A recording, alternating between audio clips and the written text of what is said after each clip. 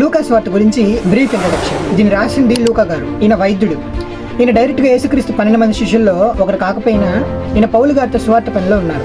ఈ పుస్తకాన్ని థెయోఫిలా అనే ఒక వ్యక్తికి రాయడం జరిగింది, ఎందుకంటే ఆయన విశ్వాసంలో బలపడాలని.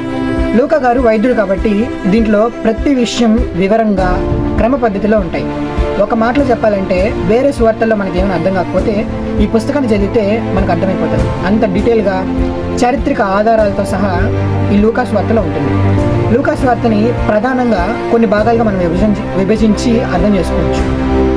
మొదటిగా 1-2 అధ్యాయాల్లో యేసుక్రీస్తు జననం మరియు ఆయన బాల్యానికి సంబంధించిన విషయాలు ఉంటాయి. 3-4 అధ్యాయాల్లో యేసుక్రీస్తు బాప్తిసం, ఆయన పరిచర్య మొదలైన విషయాలు అక్కడ ఉంటాయి.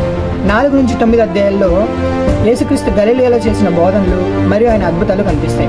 9-19 అధ్యాయాల వరకు యేసుక్రీస్తు జెరూసలేం చేసిన ప్రయాణం మరియు కొన్ని ప్రత్యేకమైన ఉపమానాలు ఉంటాయి.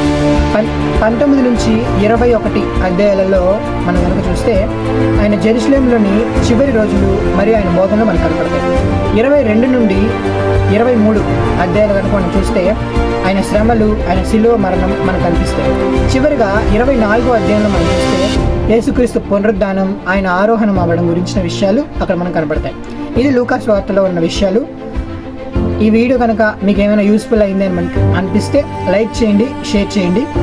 మీరు ఇంతవరకు ఒకవేళ సబ్స్క్రైబ్ చేసుకోకపోతే సబ్స్క్రైబ్ చేసుకోవడం మాత్రం మర్చిపోకండి. Thanks for watching.